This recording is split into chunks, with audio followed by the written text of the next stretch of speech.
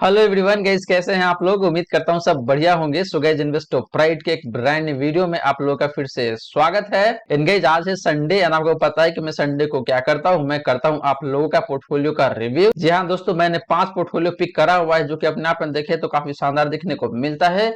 और वहां पे जो कुछ कमियां है वो मैं बताने की कोशिश करूंगा कि क्या क्या कमियां हैं जो कि आपको एड्रेस करने चाहिए अपने पोर्टफोलियो में। इसके अलावा गाइज मैं आपको ये भी बताने वाला हूं कि अभी का जो मार्केट का मूड माहौल है, इसको देखते हुए क्या आपको म्यूचुअल फंड में लमसम इन्वेस्टमेंट करना चाहिए या फिर नहीं करना चाहिए। अगर करना चाहिए तो वो 4 म्यूचुअल फंड कौन सा है जो कि काफी बेहतरीन हो सकता है आपके लिए लमसम इन्वेस्टमेंट के लिए साल 2023 में। और लंबे समय में ये चारों फंड आपको काफी बेहतरीन तरीके से प्रॉफिट बना के दे सकता है। जी हाँ दोस्तों, अगर आप इन चारों ही फंड में इन्वेस्ट करके छोड़ देते हैं तो लंबे समय में काफी शानदार तरीके से पैसे बन के आपको आ सकता है। वही गाइज, आप में से काफी सारे लोगों के मन में क्वेश्चन जरूर आ रहा होगा कि भाई क्या म्यूचुअल फंड में इन्वेस्ट करके 100 करोड़ या फिर उससे ऊपर का कॉर्पस बनाया जा सकता है या फिर नहीं बनाया जा सकता है।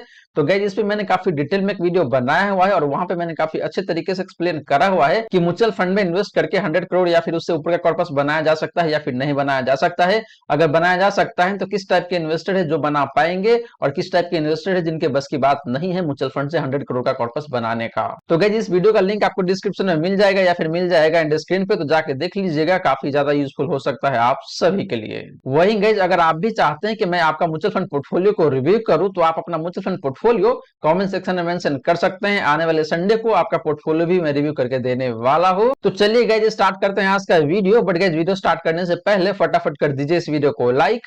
एंड आपने चैनल को अभी तक सब्सक्राइब नहीं किया हुआ है देन प्लीज सब्सक्राइब कीजिए चैनल को। इन साथ के साथ गाइज, नोटिफिकेशन बेल ऑन करके ऑल पे क्लिक कर लीजिएगा ताकि जब भी इस चैनल पे वीडियो लेके आऊंगा सारे वीडियो का नोटिफिकेशन आपको मिलता रहेगा। तो गाइस, जैसे मैंने आपको बताया कि हम लोग दो तरीके से बात करने वाले हैं आज के इस वीडियो में। पहले बात करेंगे आपका म्यूचुअल फंड पोर्टफोलियो रिव्यू का।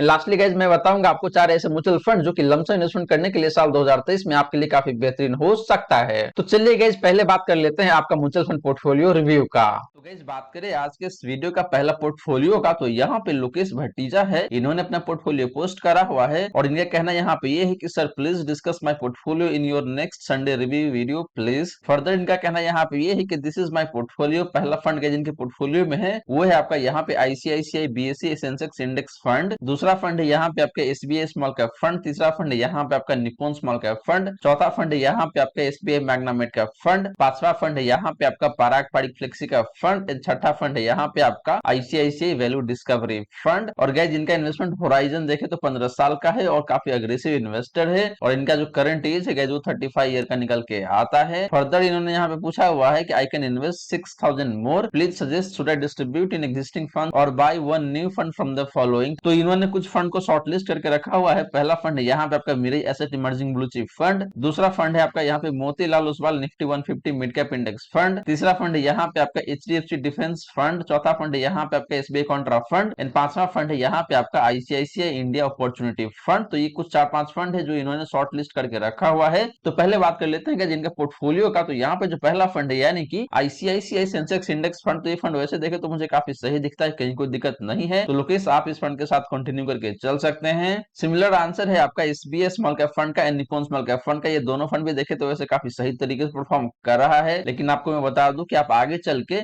इन दोनों फंड में लमसम इन्वेस्टमेंट नहीं कर सकते हैं क्योंकि इन दोनों ही फंड ने लमसम इन्वेस्टमेंट को बंद कर रखा है। यहाँ पे आप सिर्फ एसआईपी ही कर पाएंगे, यानी कि जब आगे चल के आपको लगेगा कि भाई आपको अपनी एसआईपी को टॉप अप करना है तो उस केस में आप टॉप अप नहीं कर पाएंगे। तो इस बात को जरूर ध्यान में आप रखें। बात करें मिड कैप फंड का यानी कि SBI Magna mid cap fund का, तो ये फंड वैसे देखे तो काफी सही फंड है। तो लोकेश, आप इस फंड के साथ कंटिन्यू करके चल सकते हैं। सिमिलर आंसर है आपका Parag Parikh flexi cap fund का। ये फंड भी देखे तो काफी सही तरीके से परफॉर्म कर रहा है। हालांकि एक कंसर्न जरूर है इस फंड के साथ कि इस फंड का जो फंड साइज है ये काफी ज्यादा हो चुका है। तो ये बात जरूर है जो आपको ध्यान में रखना पड़ेगा। एंड लास्टली बात करें यहाँ पे आपका आईसीआईसीआई वैल्यू डिस्कवरी फंड का, तो ये फंड भी देखे तो वैल्यू फंड है और काफी सही तरीके से परफॉर्म कर रहा है अपने कैटेगरी में। तो आप इस फंड के साथ कंटिन्यू करके चल सकते हैं, मुझे कहीं कोई दिक्कत यहाँ पे लग नहीं रहा है। हालांकि मैं वैल्यू डिस्कवरी फंड रेकमेंड नहीं करता हूँ जनरली लोगों को। इसके बदले मैं बेसिकली ये कहता हूँ कि भाई अगर आपके पास पैसे हैं, आप ज्यादा रिस्क लेना चाहते हैं, इन दैट केस आप इधर स्मॉल कैप या फिर जो आपका मिड कैप फंड है वहीं पे पैसे को बढ़ा सकते हैं या फिर आपका जो फंड है उसको ज्यादा अलोकेट कर सकते हैं मिड कैप या फिर स्मॉल कैप कैटेगरी के फंड में ही। लेकिन आप कंटिन्यू करके चल सकते हैं। अगर आपको लगता है कि भाई ये सही है तो मुझे कहीं कोई दिक्कत नहीं है। मैंने रिव्यू किया है इस फंड को, इस फंड का परफॉर्मेंस काफी सही है, कहीं कोई दिक्कत नहीं है इस फंड के साथ। अब बात करें आपका नेक्स्ट क्वेश्चन का कि भाई आपके पास 6,000 रुपए बड़ा हुआ है, उसको इन्हीं सारे फंड में इन्वेस्ट करा जाए या फिर कोई एडिशनल फंड लिया जाए। तो मेरा सजेशन यहाँ पे ये रहेगा कि भाई आपको इन्हीं सारे फंड में अपने उस 6,000 को डिस्ट्रीब्यूट कर देना चाहिए,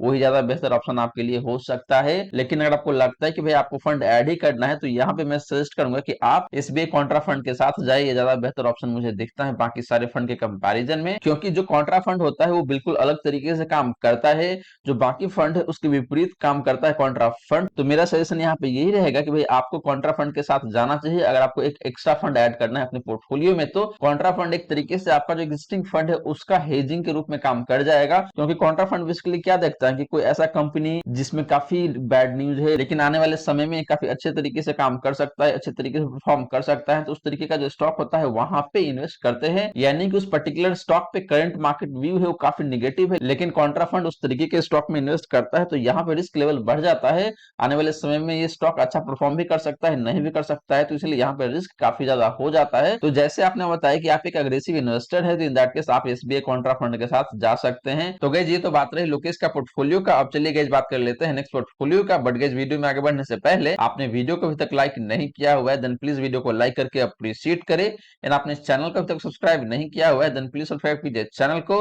इन साथ के साथ गाइस नोटिफिकेशन बेल ऑन करके ऑल पे क्लिक कर लीजिएगा, ताकि जब भी इस तरीके का वीडियो लेके आऊंगा सारे वीडियो का नोटिफिकेशन आपको मिलता रहेगा। और गाइस अगर आप भी चाहते हैं कि मैं आपका म्यूचुअल फंड पोर्टफोलियो को इसी तरीके से रिव्यू करूं, तो आप अपना mutual fund portfolio comment section में मेंशन कर सकते हैं। आने वाले संडे को आपका पोर्टफोलियो भी मैं कवर करने वाला हूं संडे रिव्यू वीडियो में। तो गाइस बात करें नेक्स्ट पोर्टफोलियो का, तो यहाँ पे सलमान मुजावर है, इन्होंने अपना पोर्टफोलियो या फिर क्वेश्चन पूछा हुआ है। हेलो सर, मुझे एसआईपी स्टार्ट करना है, please suggest me small cap fund, mid cap fund. तो इन्होंने कुछ फंड को शॉर्ट लिस्ट करा हुआ है। स्मॉल कैप कैटेगरी से जो फंड इन्होंने शॉर्ट लिस्ट करा हुआ है, पहला फंड यहाँ पे आपका HDFC small cap fund, and दूसरा फंड यहाँ पे आपका एसबीआई स्मॉल कैप फंड। तो इनका कहना ये है कि भाई इन दोनों में से कौन सा फंड बढ़िया रहेगा इनके लिए। तो यहाँ पे मेरा सजेशन ये है कि सलमान, आपका जो एचडीएफसी स्मॉल कैप फंड है, इस फंड का रिसेंट परफॉर्मेंस काफी शानदार दिखने को मिलता है। वही बात करें आपका एसबीआई स्मॉल कैप फंड का, तो इस फंड का भी performance across the time frame काफी शानदार दिखने को मिलता है। हालांकि रिसेंट पास्ट में एचडीएफसी स्मॉल कैप फंड का परफॉर्मेंस ज्यादा बेहतरीन दिखने को मिलता है। तो मेरा यहाँ पे क्लियर कट डिसीजन ये है कि भाई आपको एचडीएफसी स्मॉल कैप फंड के साथ जाना चाहिए, ये ज्यादा बेहतर ऑप्शन मुझे दिख रहा है। बात करें मिड कैप का, तो यहाँ पे आपने मेंशन करा हुआ है एचडीएफसी मिड कैप फंड या फिर आपका Motilal Oswal mid cap fund, इन दोनों में से कौन सा फंड बेहतर होगा आपके लिए। तो यहाँ पे मेरा क्लियर कट सजेशन है कि भाई आपको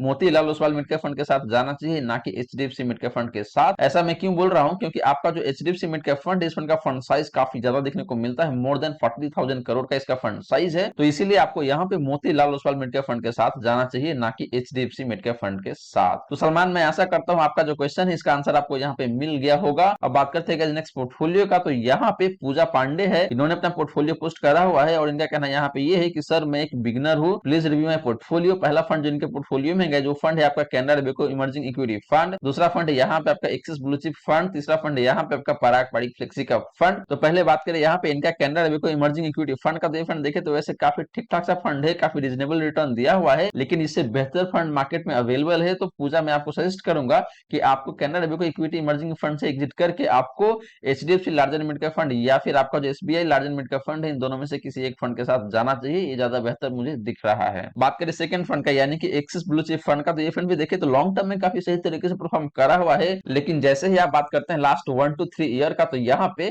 एक्सिस ब्लू चिप फंड का परफॉर्मेंस काफी खराब देखने को मिलता है। तो इसीलिए मेरा सजेशन यहाँ पे ये है कि आपको एक्सिस ब्लू चिप फंड से एग्जिट करके Nippon India large cap fund है वहां पे स्विच कर लेना चाहिए, या फिर आपका जो एचडीएफसी टॉप 100 फंड है वो फंड भी ज्यादा बेहतर आपके लिए हो सकता है। तो इन दोनों में से किसी एक फंड के साथ आप जा सकते हैं, आप खुद भी एनालिसिस कर लीजिए और इन दोनों में से जो बेहतर आपको लगेगा उस फंड के साथ आप जा सकते हैं। बात करिए आपका लास्ट फंड का, यानी कि पराग पारिक फ्लेक्सी का फंड का, तो ये फंड वैसे देखे तो काफी सही फंड है, मुझे कहीं कोई दिक्कत लगता नहीं है, तो आप इस फंड के साथ कंटिन्यू करके चल सकते हैं। बस एक ही कंसर्न है कि जो ये फंड है, इस फंड का फंड साइज काफी ज्यादा देखने को मिलता है, इसके अलावा देखे तो कहीं कोई दिक्कत नहीं है इस फंड के साथ। तो गाइस ये तो बात रही पूजा पांडे जी का पोर्टफोलियो का। अब बात करते हैं यहाँ पे नेक्स्ट पोर्टफोलियो का, तो मिस्टर दीप है जिन्होंने अपना पोर्टफोलियो पोस्ट करा हुआ है और इनका कहना यहाँ पे ये है कि brother I am new to your channel, I need your assistance, my bro invest 2,25,000 in Tata large cap and mid cap fund, but in regular plan it is giving us good return, but now I can see the amount difference on long term. I am planning to withdraw this plan and want to invest in Motilal Oswal Mid Cap Fund because its NAV is low and even it is all-time high market, but we can get more unit than Tata Fund. So I want to start 50k as a lump sum and 5k per month SIP in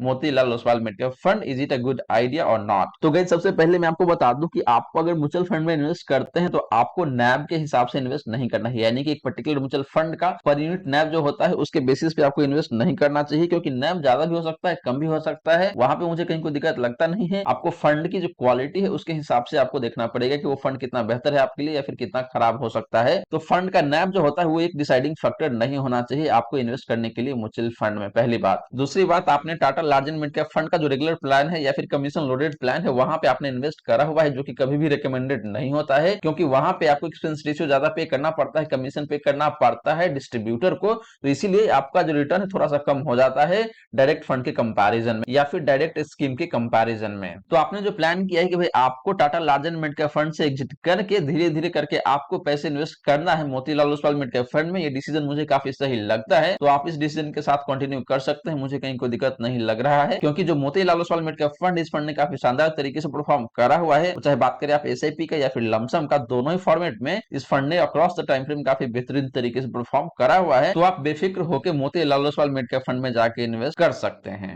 तो guys ये तो बात रही mister दीप का question का। अब बात करते हैं गाइस यहाँ पे नेक्स्ट पोर्टफोलियो का। तो यहाँ पे बलविंदर सिंह जी है, इन्होंने अपना पोर्टफोलियो पोस्ट करा हुआ है और इनका कहना यहाँ पे ये है कि sir please review my portfolio, I want to invest 40,000 every month for 10 year, I can take risk. इनके पोर्टफोलियो में जो पहला फंड है, जो फंड है यहाँ पे आपका क्वांट स्मॉल कैप फंड, जहाँ पे इन्होंने 10,000 पर मंथ के हिसाब से एसआईपी करा हुआ है या फिर प्लान कर रहे हैं इन्वेस्ट करने का। सेकंड फंड है आपका यहाँ पे निप्पॉन स्मॉल कैप फंड, फिर है टाटा स्मॉल कैप फंड, फिर आपका Motilal Oswal mid cap fund, फिर है आपका यहाँ पे एचडीएफसी मिड कैप फंड, फिर है आपका Parag Parikh flexi cap fund and last fund है यहाँ पे आपका क्वांट फ्लेक्सी कैप फंड। और इन सारे फंड में इन्होंने 5,000 पर मंथ के हिसाब से एसआईपी करने के लिए प्लान करा हुआ है या फिर इन्वेस्ट कर रहे हैं। तो बलविंदर जी, सबसे पहले आपको बता दूं कि आप काफी ज्यादा रिस्क ले रहे हैं, क्योंकि आपके पोर्टफोलियो में मैक्सिमम स्मॉल कैप है या फिर मिड कैप कैटेगरी के फंड है, जो कि काफी हाई रिस्क के फंड होता है। तो आपका जो रिस्क लेवल है वो काफी ज्यादा हो जाता है, पहली बात। दूसरी बात, आपका जो फंड एलोकेशन है ये भी मुझे बहुत अच्छा नहीं दिखता है, क्योंकि आपने सारे ही फंड में 5,000 पर मंथ के हिसाब से प्लान कर रखा है इन्वेस्ट करने का, except quant small cap fund जहां पे आपने 10,000 पर मंथ के हिसाब से प्लान करा हुआ है इन्वेस्ट करने का। तो ये जो एलोकेशन है, इस एलोकेशन को आपको चेंज करना चाहिए और आपको अपने रिस्क के अकॉर्डिंग अपना जो एलोकेशन है उसको चेंज करना चाहिए। यानी कि जो स्मॉल कैप है वहां पे आपको कितना पैसे डालना है, यानी कि 50%, 60%, मिड कैप में आपको कितना डालना है, लाइक 40%, 20%, मतलब depending on your risk profile आप इस एलोकेशन को चेंज कर सकते हैं। तो बात करेंगे जिनके पोर्टफोलियो का पहला फंड का, यानी कि क्वांट स्मॉल कैप फंड का, तो ये फंड वैसे देखे तो अपनी कैटेगरी में सबसे बेहतरीन है, कहीं कोई दिक्कत वाली बात नहीं है। हालांकि ये फंड अपने कैटेगरी में सबसे ज्यादा रिस्क कैरी करता है, तो इस बात को आपको जरूर ध्यान में रखना चाहिए। बात करिए आपका निप्पॉन स्मॉल कैप फंड का and Tata small cap fund का, तो ये दोनों फंड अपने अपने जगह पे काफी सही तरीके से परफॉर्म कर रहा है। लेकिन आपको बता दूं कि इन दोनों फंड में सिर्फ एसआईपी ही अलाउड है, आप जाके लमसम नहीं कर सकते इन दोनों फंड में, तो इस बात को आप जरूर ध्यान में रखें। बात करिए आपका मिड कैप फंड का, यानी कि Motilal Oswal mid cap fund का and HDFC mid cap fund का, तो ये दोनों फंड देखे तो अपने अपने जगह पे काफी बेहतरीन है, मुझे कहीं कोई दिक्कत लगता नहीं है। Motilal Oswal mid cap fund long term में काफी बेहतरीन तरीके से परफॉर्म करा हुआ है। वहीं बात करिए आपका एचडीएफसी मिड कैप फंड का, तो इस फंड ने भी काफी बेहतरीन तरीके से परफॉर्म करा हुआ है। तो दोनों ही फंड देखे तो काफी शानदार है, कहीं कोई दिक्कत वाली बात नहीं है। इन दोनों फंड के बीच में देखे तो ओवरलैपिंग भी आपको मोटा मोटी काफी सही दिखने को मिलता है, बहुत ज्यादा नहीं है। लास्टली बात करें आपका फ्लेक्सी कैप फंड का, यानी कि पारंपरिक फ्लेक्सी कैप फंड का and quant flexi cap fund का, तो ये दोनों फंड भी देखे तो फ्लेक्सी कैप कैटेगरी से काफी शानदार फंड है, कहीं कोई दिक्कत नहीं है दोनों फंड के साथ। एक फंड देखे तो कम रिस्क की फंड है और दूसरा फंड देखे तो काफी हाई रिस्क की फंड है फ्लेक्सी कैप कैटेगरी से। तो आपका जो पोर्टफोलियो है बलविंदर जी, काफी शानदार पोर्टफोलियो है, मुझे कहीं कोई दिक्कत लगता नहीं है, लेकिन ये पोर्टफोलियो काफी हाई रिस्क की पोर्टफोलियो है, तो इस बात को आपको जरूर ध्यान में रखना चाहिए। अगर मार्केट काफी तगड़े तरीके से गिरेगा उस केस में आपको काफी ज्यादा लॉस भी हो सकता है, तो आपको तैयार रहना चाहिए लॉस को बियर करने के लिए, यानी कि आपका अनरियलाइज लॉस होगा, आपको बुक करने की जरूरत नहीं पड़ेगा, लेकिन ये लॉस आपको दिख सकता है अगर मार्केट काफी तगड़े तरीके से गिरता है। तो वही मार्केट आने वाले समय में काफी बेहतरीन तरीके से परफॉर्म करता है, इन दैट केस आपको प्रॉफिट भी काफी शानदार हो सकता है। तो दोनों ही बातों के लिए आपको तैयार रहना पड़ेगा। तो गाइस ये रही बात आपका आज के इस वीडियो का लास्ट पोर्टफोलियो का। अब चलिए गाइस बात करते हैं कि भाई अभी के टाइम में आपको लमसम इन्वेस्टमेंट करना चाहिए या फिर नहीं करना चाहिए, यानी कि जो मार्केट का मूड माहौल है उसको देखते हुए आपको लमसम इन्वेस्टमेंट करना चाहिए या फिर नहीं करना चाहिए। अगर करना चाहिए तो वो 4 फंड कौन सा है जो आपके लिए बेहतरीन हो सकता है लमसम इन्वेस्टमेंट के लिए अभी के टाइम फ्रेम में। तो गाइस बात करें यहाँ पे टेक्निकल हिरेन का, तो इन्होंने पूछा हुआ है, हेलो सर म्यूचुअल फंड में अभी लमसम इन्वेस्टमेंट कर सकते हैं, मार्केट गिर रहा है, कौन सा फंड है जहां पे इन्वेस्ट करा जाए, यानी कि स्मॉल कैप, मिड कैप या फिर फ्लेक्सी कैप, प्लीज रिप्लाई कीजिए। तो गाइस पहले बता दूं आपको कि अभी का जो मूड माहौल है उसको देखते हुए भाई आपको लमसम करना चाहिए या फिर नहीं करना चाहिए, तो मेरा आंसर है कि भाई आपको इन्वेस्ट करना चाहिए, क्योंकि मार्केट में देखिए तो थोड़ा बहुत गिरावट आ चुका है पिछले 2 से 3 दिनों में, तो आप जाके लमसम कर सकते हैं। और अगर आपका टाइम फ्रेम 10 साल या फिर उसके ऊपर है तो आप अभी लमसम करेंगे तो आपको कहीं कोई लॉस होने वाला नहीं है, मेरा ऐसा मानना है। आने वाले समय में आपको प्रॉफिट ही बन के आएगा, तो आपको डरने की जरूरत नहीं है। आप लमसम करना चाहते हैं म्यूचुअल फंड में तो आप बिल्कुल जाके कर सकते हैं, और मार्केट अभी थोड़ा बहुत गिरा हुआ भी है। तो गाइस ये तो बात रही कि भाई आपको लमसम करना चाहिए या फिर नहीं करना चाहिए at this point in time. वही गाइस बात करें कि अगर आपको लमसम करना है अभी के टाइम में तो कौन कौन सा फंड होगा जहां पे आपको इन्वेस्ट करना चाहिए। तो गाइस यहाँ पे हम लोग दो तरीके से बात करेंगे, पहले बात करेंगे लमसम रिटर्न का, फिर बात करेंगे गाइस इन सारे ही फंड का डिफरेंट रिस्क रेशियोज का। तो बात करते हैं गाइस यहाँ पे पहला फंड का, दो फंड निकल के आता है आपका लार्ज कैप कैटेगरी से, और उस फंड का नाम है यहाँ पे आपका Nippon India large cap fund. And बात करेंगे जिस फंड का परफॉर्मेंस का, तो लास्ट 1 ईयर में इस फंड का जो रिटर्न है जो निकल के आता है यहाँ पे आपका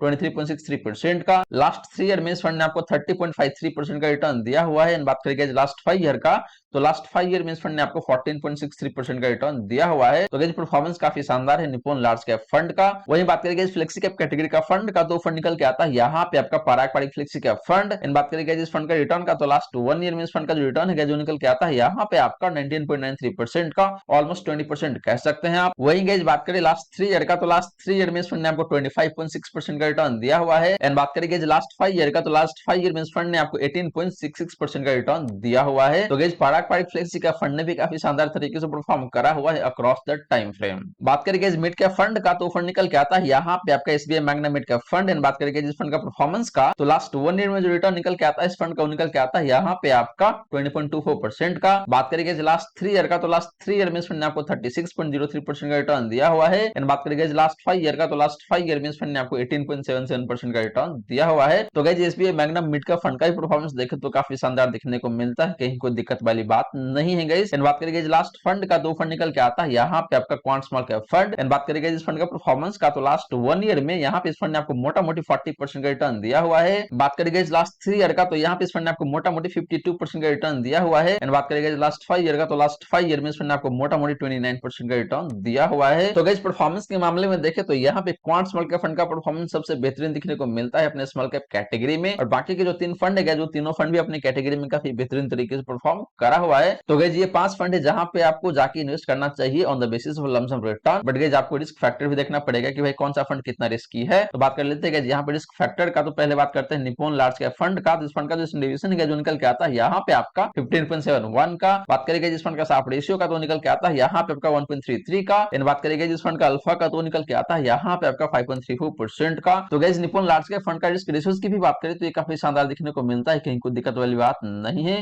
क्योंकि इस फंड का डिविजन कम है, साफ रेशियो बेहतर दिखने को मिल रहा है। एंड अल्फा भी देखे तो काफी शानदार दिखने को मिल रहा है। बात करेंगे इस पराग पारिक फ्लेक्सी का फंड का, तो इस फंड का डिविजन है जो निकल के आता है यहाँ पे आपका 13.48 का। बात करेंगे जिस फंड का साफ रेशियो का, तो निकल के आता है यहाँ पे आपका 1.24 का। एंड बात करेंगे जिस फंड का अल्फा का, तो निकल के आता है यहाँ पे आपका मोटा मोटी 5% का। तो गाइस पराग पारिक फ्लेक्सी का फंड का भी रिस्क रेशियो देखे तो काफी शानदार दिखने को मिलता है। स्टैंडर्ड डिविजन देखे तो काफी कम देखने को मिलता है, साफ रेशियो भी देखे तो काफी बेहतरीन है, एंड अल्फा भी देखे तो काफी बेहतरीन दिखने को मिलता है पराग पारिक फ्लेक्सी का फंड का। बात करेंगे SBI Magna mid cap fund का, तो इस फंड का डिविजन है जो निकल के आता है यहाँ पे आपका 15.21 का। बात करेंगे जिस फंड का साफ रेशियो का, तो काफी बेहतरीन दिखने को मिल जाता है 1.66 का।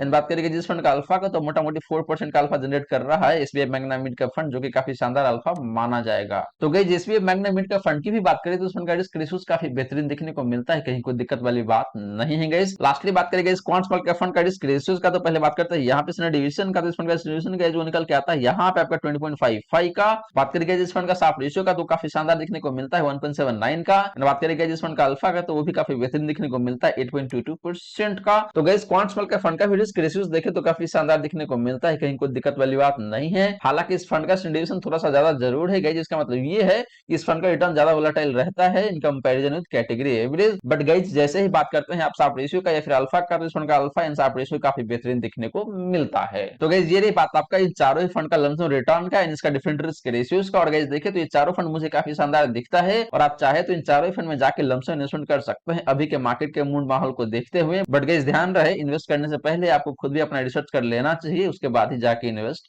करना चाहिए। तो गाइज ये रही सारी की सारी बातें जो हमने की आज के इस वीडियो में। और गाइज यहाँ पे मैंने आपको 5 म्यूचुअल फंड पोर्टफोलियो रिव्यू करके दिया है और पांचों ही पोर्टफोलियो देखे गए तो अपने अपने जगह पे काफी शानदार तरीके से दिख रहा है और अपने आप में देखे तो काफी यूनिक है। इक्का दुक्का फंड ऐसा भी है जो कि कॉमन दिखने को मिलता है इन पांचों ही पोर्टफोलियो में। कुछ चेंजेस है जो कि मैंने आपको बताया है वहां पे, तो जाके आप अपने पोर्टफोलियो में रिस्पेक्टिव चेंजेस अप्लाई कर सकते हैं। इसके अलावा गाइज मैंने आपको ये भी बताया कि अभी का जो मार्केट का मूड माहौल है उसको देखते हुए अगर आप म्यूचुअल फंड में लमसम इन्वेस्टमेंट करना चाहते हैं साल 2023 में, तो 4 फंड कौन सा है जो कि आपके लिए बेहतरीन हो सकता है। वो चारों ही फंड गाइज अपने अपने जगह पे देखें तो काफी शानदार तरीके से परफॉर्म कर रहा है एंड आने वाले टाइम में भी गाइज काफी अच्छे तरीके से परफॉर्म करके आपको दे सकता है। तो गाइज आशा करता हूं जितनी भी बातें मैंने बताने की कोशिश किया है सारी की सारी बातें आपको समझ में आ गया होगा। मन में अगर कोई डाउट है, कोई क्वेश्चन है तो फटाफट कमेंट सेक्शन में पूछ लीजिए, आपके क्वेश्चन का रिप्लाई मैं कर दूंगा। वहीं गाइज वीडियो अच्छी लगी हो तो वीडियो को लाइक करके अप्रिशिएट जरूर करें। इन गाइज आपने चैनल को अभी तक सब्सक्राइब नहीं किया हुआ है देन प्लीज सब्सक्राइब कीजिए चैनल को। इन साथ के साथ गाइज नोटिफिकेशन बेल ऑन करके ऑल पे क्लिक कर लीजिएगा ताकि जब भी इस चैनल पे वीडियो लेके आऊंगा सारे वीडियो का नोटिफिकेशन आपको मिलता रहेगा। So guys thank you so much for watching this video. मिलते हैं अगले वीडियो में। जय हिंद, जय भारत।